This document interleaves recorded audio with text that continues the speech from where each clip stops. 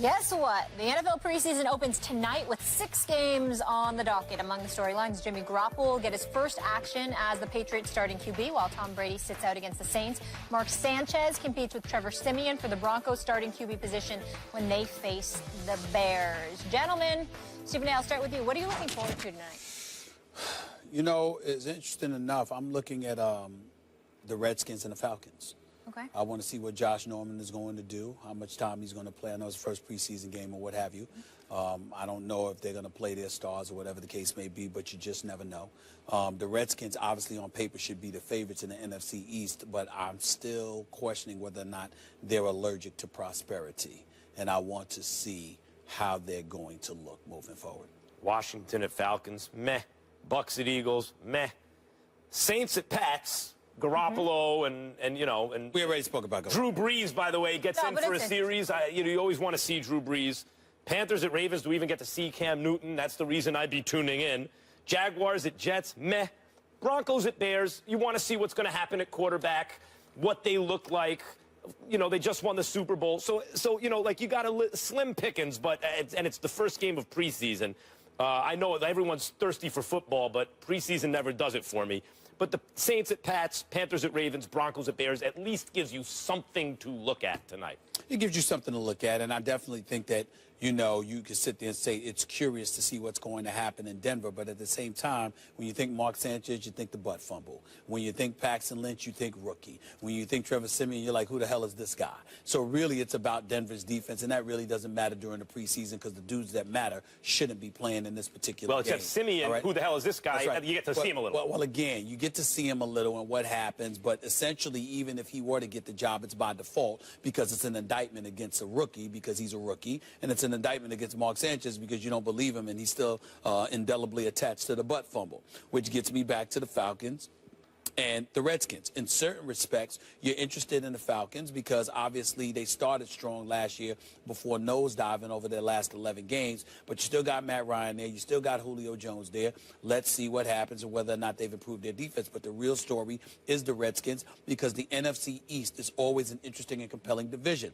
Even though the Eagles are expected to be in the cellar, the Giants spent $200 million on their defense. The Dallas Cowboys are who they are, and you look at the Redskins and you constantly wonder who's going to mess it up for themselves because that always seems to be the case with one of them within the NFC, with the Redskins having Josh Norman, with Deshaun Jackson expected to be healthy going into the season with Pierre Garçon, both in the last year of their contracts, with Jordan Reed being the stud at the tight end and Kirk Cousins willing to validate himself with a one-year $19.95 million deal going out there to prove his worth. You do find yourself interested. In a weird way, though, you know Kirk Cousins is going to be the quarterback. That makes Washington less interesting to me to watch than Denver. Not only did Denver just win the Super Bowl, but because, well, what's going to happen there at quarterback? That actually makes a preseason game a little more interesting. All those quarterback situations, even with the Eagles, I think, as well. But you guys are sleeping on the Jags and the Jets. Remember, you debated earlier, you're mad that the Jags were so high on the power rankings. That's a team I want to see. Everybody's been talking about them. Yeah. I don't go for that in the NFL. When you have a history of ineptitude, okay, I have to see you become relevant first. I mean, my Lord, we got a team going to the playoffs that hasn't won, that hasn't even had a 500 record. But it'll be interesting to see him tonight, I think, against the Jets. I can't predict. I'm saying to you, I'm projecting that they ain't going to be in the playoffs. So you like Jags and Jets tonight? I want to see that tonight, yeah. Jags and Jets? Yeah. Okay. Meh. Broncos, we think Mark Sanchez is going to be the starter week 1? Yeah, but what is that saying? What is that? So? You beat out Paxton Lynch and Trevor Siemian if that happens. Wow! But like, let's stop the let's see what Siemian Mark looks like. Sanchez is a starting quarterback in Denver, like he beat Peyton Manning or something. Who the hell would he have beaten?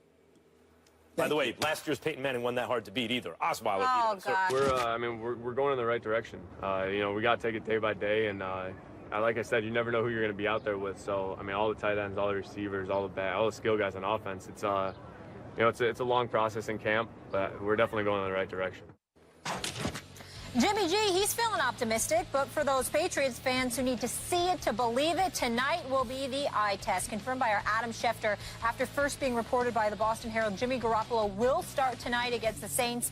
Tom Brady will sit. Damian Woody back with us. You know a little something about this organization. Won a couple rings with them. What do you expect we'll see from Jimmy Garoppolo? You know, tonight is about what I call alignment and assignment. You know, it's the first preseason game. Teams are not going to show exotic schemes. You have some starters not even playing. All the coaching staff wants to see, and Jimmy Garoppolo is in the same boat. Can you get the guys lined up, and can you go out there and execute the plays that are called? It's really as simple as that. Do they want to see you string together some plays, have some success? Absolutely. But for the coaching staff and the players, it's as simple as, okay, go out there. I want you to make sure you're lined up in the right spot, and the basic plays that we're gonna call, can you execute those plays and stay healthy? Get out of there without any injuries. It's really as simple as that. I don't know what to look for. I mean, like, you're talking about the first game, so we have nothing to compare Garoppolo to so far this year. Even if it was a second game, you could say, has he made progress? Belichick, in particular, is not going to show you anything. First game of the preseason, right? And then also you wonder if, is Garoppolo, as far as the media concerned, a MacGuffin? A MacGuffin is the thing in the movies, right? You see, and they're chasing this character around or chasing after this thing that really doesn't have to do with the main plot.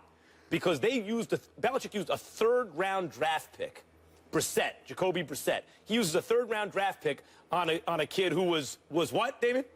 Mentored by Bill Parcells. Bill Parcells. Mm-hmm. So maybe, just maybe, Belichick's looking at Brissett as the actual long-term answer to Brady, and while we're all paying attention to Garoppolo because he's going to get those 4 games, maybe actually the more interesting guy to watch, since we all know the Patriots will be just fine come playoff time. They'll win enough games to get in. Maybe the guy you should actually be paying attention to is their third stringer. See if he gets in, see how many reps he gets, see what he looks like.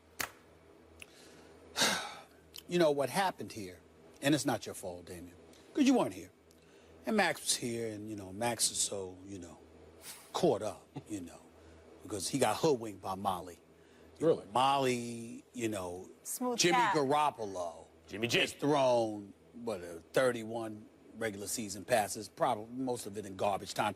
Basically, he's done nothing. His breath smell like Similac, wet behind the ear, don't know a damn thing about the NFL yet because he's still learning. And it's not an insult. That's my way of highlighting novices. But Molly wanted to give him a nickname. And Jimmy G sounds sassy and sweet and cool. And Max Kellerman jumped all up on it, you know. So they acted like, you know, Jimmy G. Here's the part that everybody missed. Go, Garoppolo, all right? yes. Jimmy Garoppolo had better show me something tonight. And by the way, I don't give a damn if it's just a preseason game. I don't give a damn if Rob Gronkowski's not playing, Julian Edelman's not playing, Chris Hogan's not playing. These are primary offensive weapons that he's going to have at his disposal in the event, once he gets on the field tonight, because he's going to start and Tom Brady's not. Here's why I need to see something from Jimmy Garoppolo. Tom Brady's not going to play the first 4 games of the season because he's finally come to his senses that was the case, that he wasn't going to win, because even the great Tom Brady with the supermodel Giselle, who, walking on that to the Olympics, incredible. That runway, that was a runway walk right there for the Olympics. Beautiful, all that stuff. Switching her hips. He wasn't bigger than the brand, the NFL. Jimmy Garoppolo, y'all forget, who's he playing against tonight? It would be the Saints. Yeah. You mean the worst defense in the NFL? 31 in yards allowed, 31st rank out of 32 teams in passing.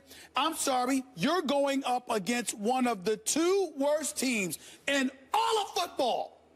All of football. Because no matter how much they have improved, you ain't improved yet because your first preseason game. You see what I'm saying? It's not like you got anything under your belt. Last time we saw the Saints, they stunk. They are horrible defensively, which is why we give Drew Brees such props as a tier 1 player. No doubt. Because Drew Brees literally carries that franchise offensively. Their defense stinks.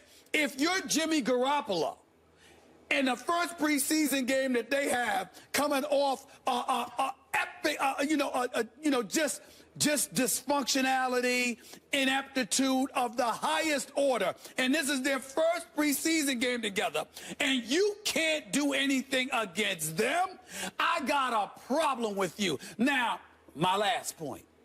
Having said what I just said, I think it's safe to say we could hold off on the Jimmy G until he shows us that he can do something against a defense that look like they belong in the CFL. So let me get this straight. Yes. So if Jimmy G, as you like to call him. You keep saying Jimmy G. I say it sarcastically. So if he doesn't light it up in the preseason, in the first preseason game, if he doesn't light it up in the first preseason game, so all of a sudden the alarms should sound, everything should go off. You're not even game planning against these guys. Damien, what is? All you're doing is tell me when you want the answer. Tell me when you want the answer. And their source. I am not saying he has to go and play lights out. I am saying that because of how horrible the Saints defense is, Jimmy Garoppolo, show me something tonight. Show me something. That's all I'm saying. Allow me.